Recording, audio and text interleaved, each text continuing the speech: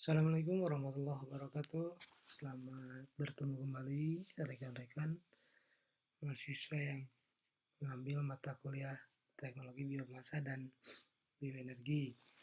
Pada pagi hari ini kita akan membahas mengenai materinya tentang biogas. Saya mohon maaf terlebih dahulu karena baru hari ini videonya bisa saya kirimkan. Karena satu dan lain hal, minggu kemarin saya tidak bisa untuk mengirimkan video pembelajaran. Oke, dalam materi kali ini kita akan belajar tentang biogas. Oke, outline-nya adalah pertama kita harus tahu tentang pendahuluan, kemudian bagaimana teorinya, ada sejarahnya, bahan baku, proses desain sampai aplikasinya, atau menemui kendala atau tidak. Oke. Sebagai gambaran awal bahwa di Indonesia energi konsumsinya by type ya, dengan melihat tipenya ini sampai terakhir tahun 2018 selama 10 kurun waktu 10 tahun terakhir kita lihat biomasa 114 sekarang berkurang. Batu bara ya relatif stabil ya 90, 80, 100-an, sekarang juga 100-an. Tapi yang menarik di sini adalah bahwa khusus untuk biogas, rekan-rekan bisa melihat untuk biogas pada tahun 2008 sampai 2017 tidak ada satupun data yang merekapitulasi berapa penggunaan energi biogas. Ini satuannya dalam barrel oil equivalent, jadi setara dengan satu ribuan barel oil. Jadi kalau misalkan di sini ada 167 pada tahun 2018, itu artinya 167.000 barel oil. Ekuivalen dengan 167.000 barel oil. Karena ini beda-beda jenisnya kan. Ini ada gas, ada briket. Briket malah justru terdata dengan baik. Tetapi biogas tidak sama sekali terdata. Hal ini yang sedikit memprihatinkan bagaimana Indonesia yang sebenarnya potensi untuk penggunaan biogas itu sangat besar, tetapi tidak terlalu memperhatikan produksi biogas. Ini ya mohon maaf saya mengalami sendiri ketika saya mengajukan beasiswa dengan topiknya tentang biogas disebutnya sebagai tidak keren, disebutnya kurang bagus sehingga tidak disetujui untuk mengajukan tipe tersebut. Ya memang di Indonesia sangat menyedihkan. Padahal hasil saya diskusi dengan salah satu distinguished professor di Michigan State University, dia mengatakan bahwa yang paling potensial untuk dikembangkan di Indonesia dari sekian banyak energi alternatif, ada biomasa, ada biogas oil, ada briket, ada biodiesel, ada biofuel, dan lain-lain. Yang paling banyak atau yang paling bagus potensinya adalah anaerobic digester atau biogas. Nanti kita lihat kenapa sih bisa paling bagus. Oke. Di sisi lain, kendala yang kita hadapi adalah contohnya Indonesia sebagai negara kepulauan di mana terdapat banyak sekali pulau-pulau statusnya adalah 3T. Tertinggal, terdepan, terluar. Yang salah satu kendala yang paling banyak ditemui di pulau-pulau tersebut adalah tidak adanya minimnya akses terhadap energi. Sehingga kalau energinya susah, maka kemudian tidak bisa maju, susah untuk maju. Karena salah satu faktor pengungkit kemajuan adalah energi.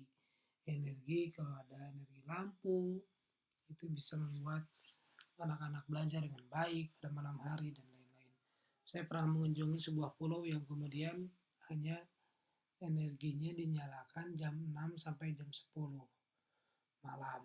Habis itu orang harus tidur, siang-siang tidak ada energi. Jadi di pulau tersebut padahal resortnya adalah resort wisata tetapi tidak ada kulkas dan tidak ada lain-lain. Oke. Juga seperti terhadap air, tapi air sendiri tidak akan jadi masalah kalau memang energinya dapat disupport dengan baik.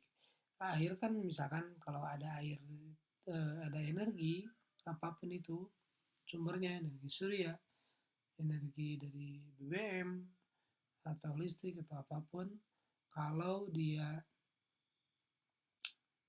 tersedia dengan baik energinya, kan air tinggal memompa dari bawah, dari dasar, dari tanah, ataupun tinggal membuat, misalkan kalau energinya lebih banyak lagi, tinggal membuat osmosis, reverse osmosis instalasi. Nah, tapi kalau energi tidak ada, ya sudah, tidak apa-apa, tidak ada lagi, tidak ada yang bisa digunakan. Nah, di sisi lain, mereka sebenarnya memiliki ternak, ada sapi, ada domba, ada kambing, sapi terutama, sapi, kerbau, mereka memelihara itu.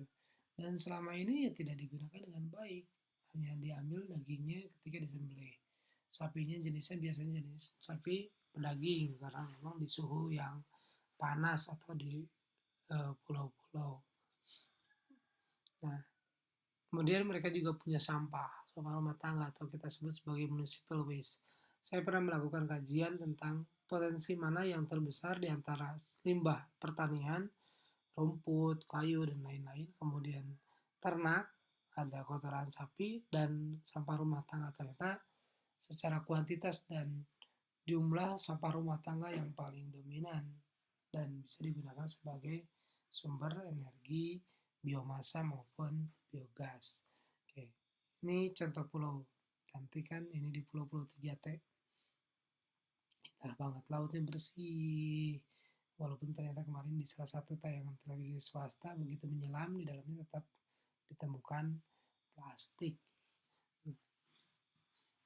Ini kondisi pulau-pulau. Potensinya sedemikian besar. Ini dengan pemandangan yang sangat bagus. Ini adalah perahu kayu antar pulau, sangat terbatas sarana transportasinya. Tapi kemudian kalau di pulau yang agak besar udah ada jalan. Tapi ini tidak ada mobil karena memang tidak ada akses mobil di sana, hanya ada akses sepeda motor. Dan ini di jalan-jalan sepanjang jalan tuh kotoran sapi bertebaran. Karena mereka pelihara sapi. Ini lokasinya di Wakai. Wakai itu adalah ibu kota kecamatan dari salah satu kabupaten, yaitu Tojo Una-Una di di Sulawesi Tengah.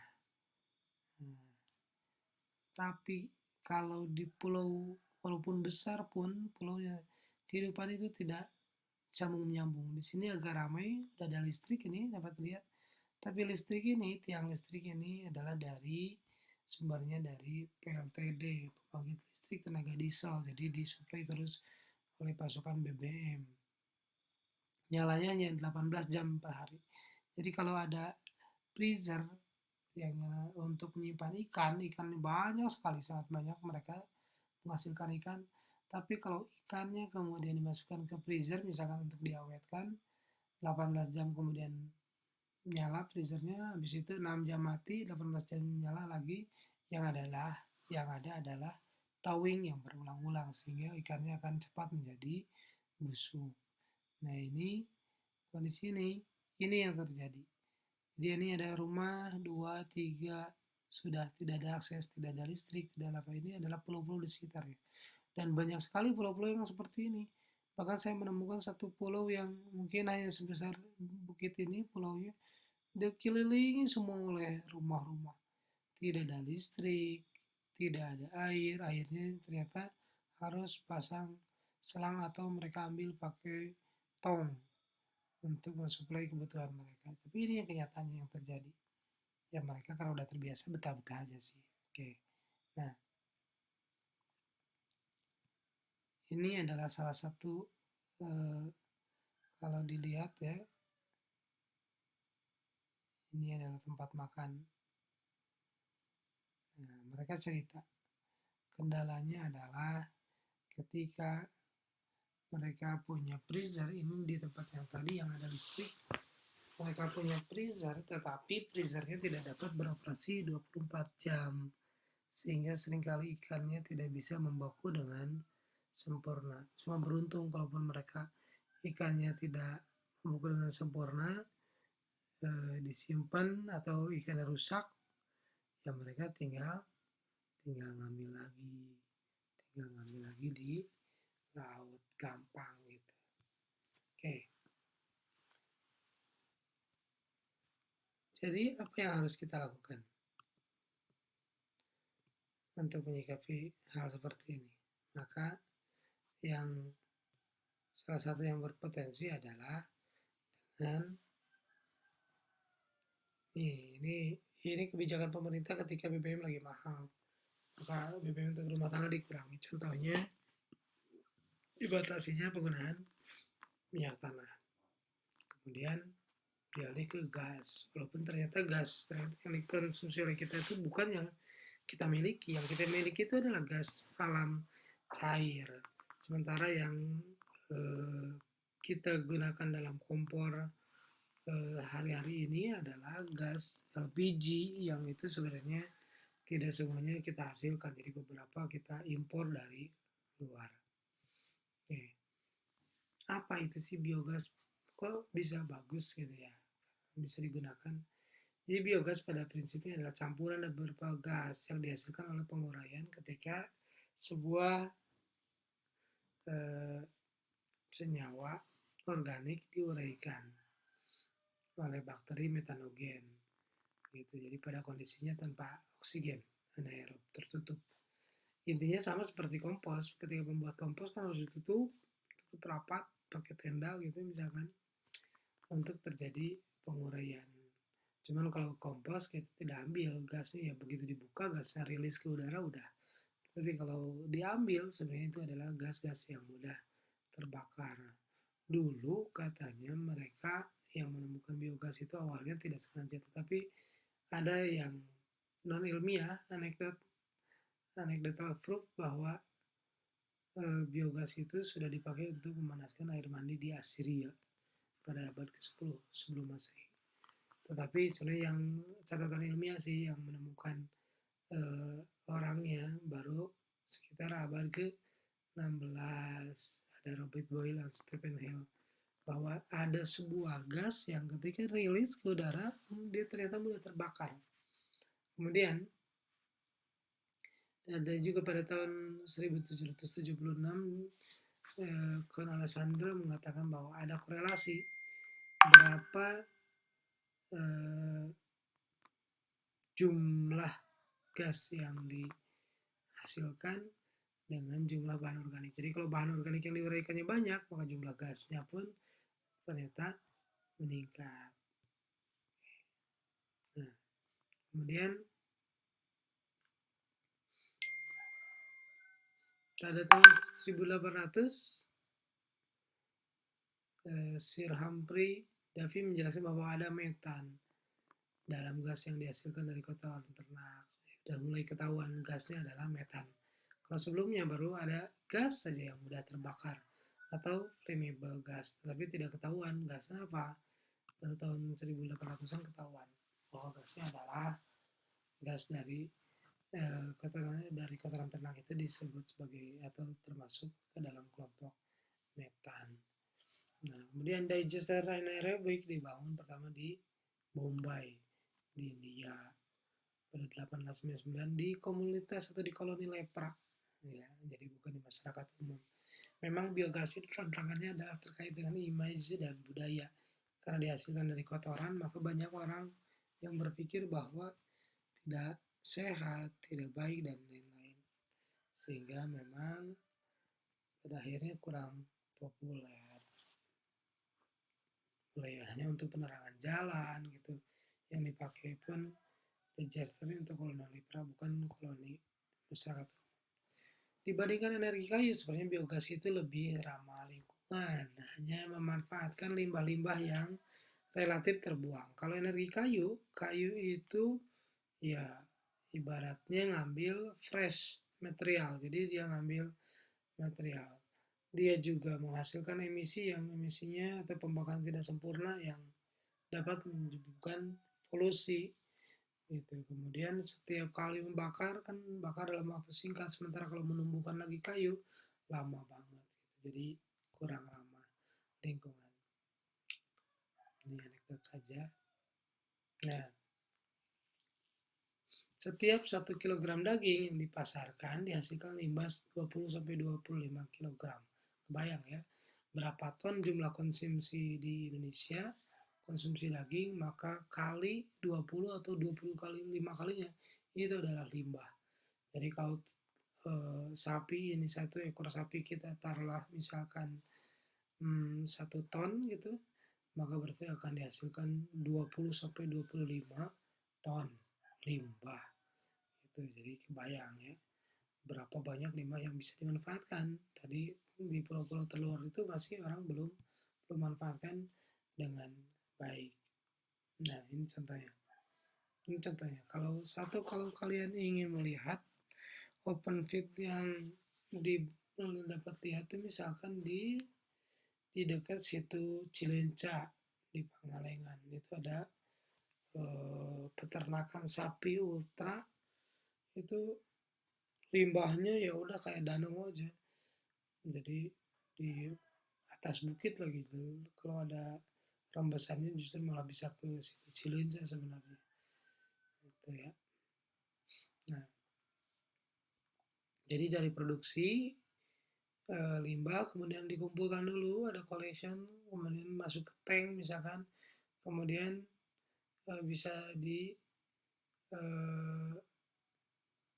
dari tank reproduksi yang ada limbahnya tersebut menghasilkan biogas, dikumpulkan, bisa dimasukkan, disimpan, tapi ingat biogas itu metan, jadi tidak bisa dimanfaatkan karena hanya CH4, tidak ada rantai C yang bisa dikompresi. Artinya memang ketika di storage juga tidak dapat dalam tekanan yang tinggi, atau di treatment misalkan kalau dicampur dengan yang lain baru atau digunakan.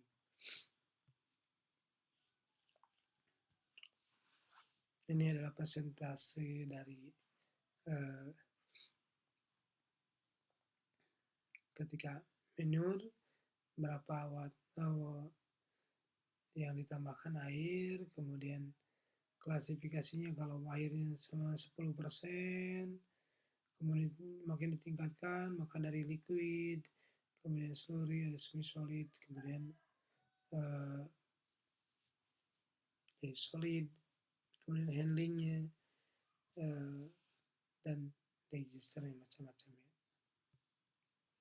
Ini contohnya.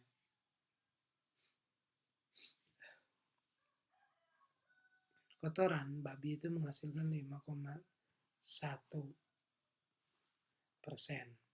Ya. Kalau ayam 6,6. Kalau sapi 9,4.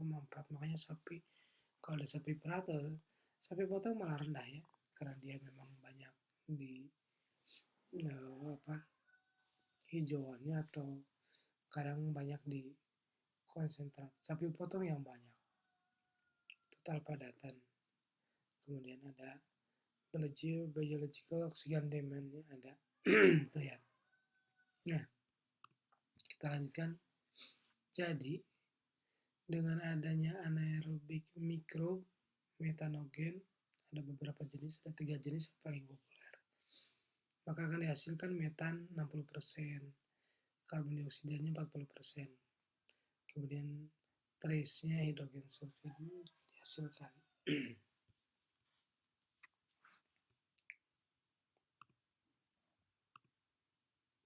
Nah, ini kurang lebih skemanya.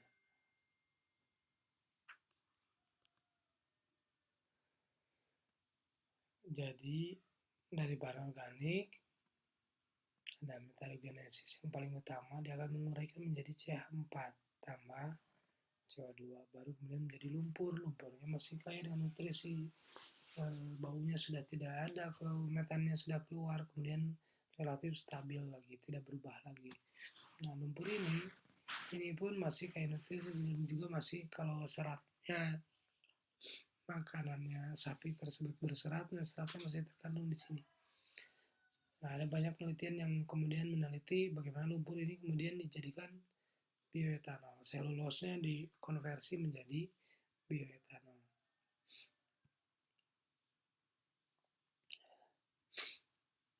Ini ada serat. kemudian ada cairan yang jadi pupuk cair, kemudian biogas. Ini hasilnya. Padatan, cairan, gas. Gasnya diambil untuk dibakar, kemudian seratnya tadi bisa dikonversi jadi bioetanol, bisa untuk mengkondisikan lahan. Nah, pupuk cairnya, liquornya jadi pupuk cair.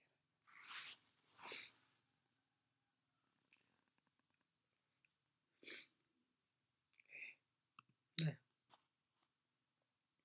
jadi dari apa aja? Bisa dari pertanian, ya. Bisa jadi bahannya dari rumah tangga. Kemudian bisa juga dari aktivitas lain di luar rumah tangga.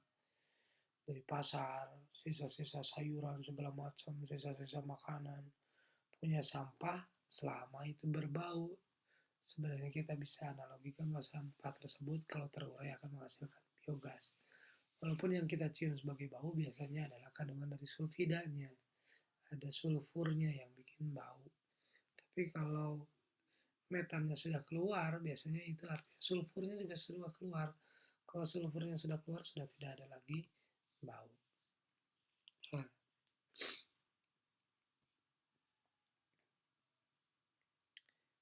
ini adalah digestion, ya, penguraian.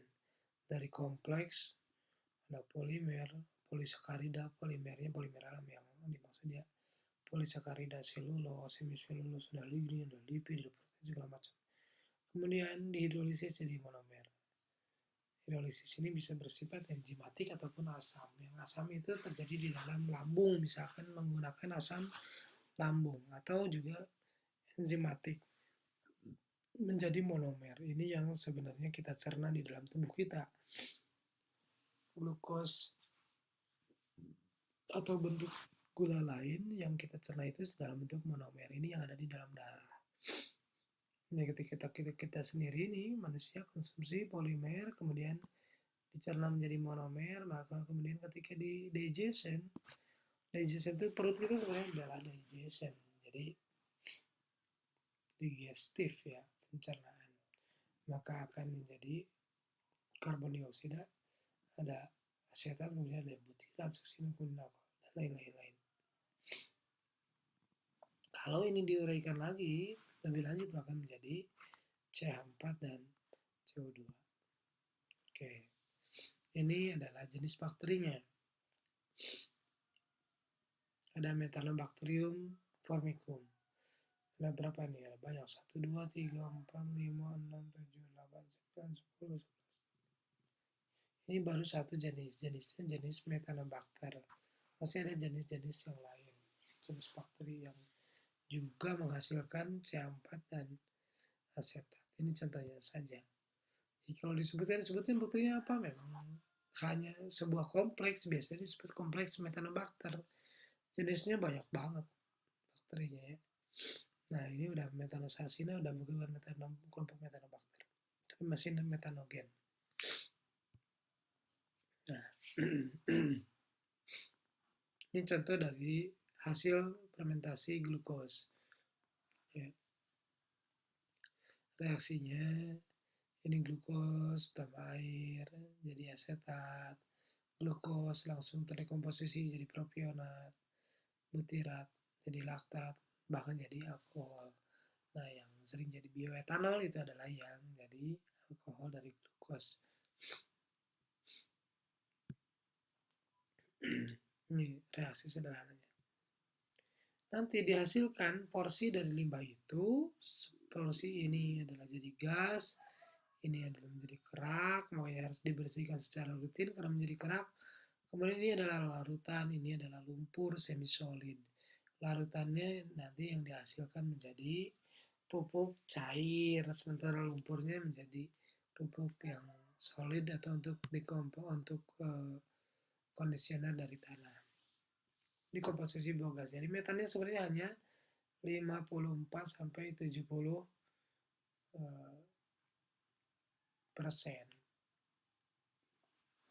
berbioksidanya, kemudian ya sisanya ini.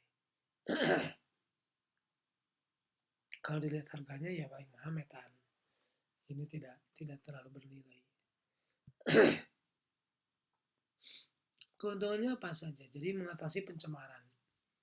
Jadi tidak akan ada lagi polusi bau, tidak akan ada lagi eh, kalau misal masyarakat yang tinggal di sekitar peternakan itu akan terintruksi dengan bau. Tapi ya tadi karena belum optimal, sejauh ini banyak peternakan sapi, sapi potong di Cianjur, banyak sapi perah tadi di Pangalengan, di mana ya tetap saja karena tidak dikelola dengan baik, bahkan untuk perusahaan sekalipun yang pabrikasi yang sifatnya pabrik juga tidak melakukan instalasi biogas ini dengan baik. Padahal kalau dilakukan invest sekali aja maka tidak akan ada pencemaran, bau tidak terlalu, kemudian akan dapat energi bersih, kemudian dapat juga pupuk organik.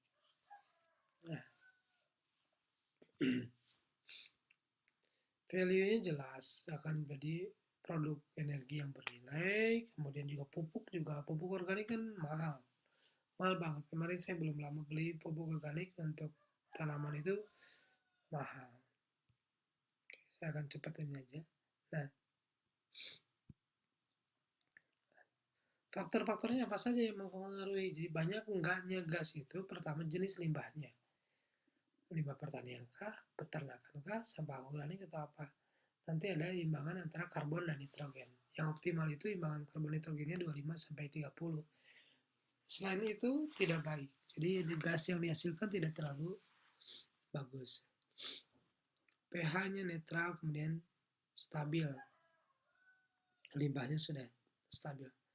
Oke, ini adalah contoh dua penelitian kalau pakai yang di Heckle sama yang untreated berapa banyak ini biogas yang dihasilkan. Oke. Nanti saya kirimkan presentasinya. Ini contoh chain rasionya. Jadi kalau kalau tadi disebutkan bahwa yang paling bagus itu 25 sampai 30, ini kita lihat nih. Ini 25. Ini sapi kerbau 24. Ayam tuh nggak terlalu bagus, dia hanya 10. Manusia 8, babi 18. Jadi yang paling bagus memang, yang paling optimal adalah sapi. Tapi ini nih yang menarik, eceng gondok juga bagus. Ya, dari eceng gondok limbahnya. Harus bebas dari zat toksik. Kemudian ada loading rate. Loading rate itu berapa lama register tinggal, kemudian dibagi dengan volumenya dibagi dengan waktu tinggalnya berapa. Jadi berapa kilo per hari harus dimasukin. Ada pengadukan untuk lebih mengoptimalkan, meratakan terjadi fermentasi pakai starter, kemudian waktu retensi sampai 60 hari. Kita lihat saja ya, kira lebih instalasinya bagaimana. Ada beberapa sistem, ada sistem yang fix pakai dome, ada yang pakai floating. Jadi dome-nya ngambang, tutupnya naik turun sesuai dengan tinggi permukaan dari limbah. Ada yang continue, ada base. Kalau continue terus, yang masuk terus, yang keluar terus. Masuk ke dalam tabung, terjadi digester, keluar terus keluar, kemudian yang curah base. Tapi biasanya continue ini kurang lancar nih. Karena sifat dari limbahnya ada yang solid, ada yang semi solid, jadi memang kurang lancar. Bahannya juga macam-macam, bisa dari metal, bisa dari beton, atau dari fiber.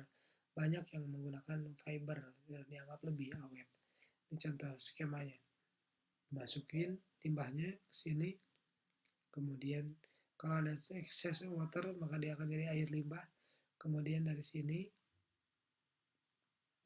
masuk ke sini, masuk ke metan reaktor. Ya. Dari metan reaktor kemudian dibuang ke sini sisanya. Ada storage dari sini jadi pupuk, dari sini jadi biogas. Oke, ini contohnya lokasi kandang sapi. Jadi 10 kurang lebih satu sapi itu hampir rata-rata 1 kWh lah kurang lebih sehari. Jadi biasanya kalau untuk kebutuhan rumah tangga itu bisa continue dengan baik kalau sekitar 10 ekor sapi. Ini lahan kosong yang coba dibikin instalasi.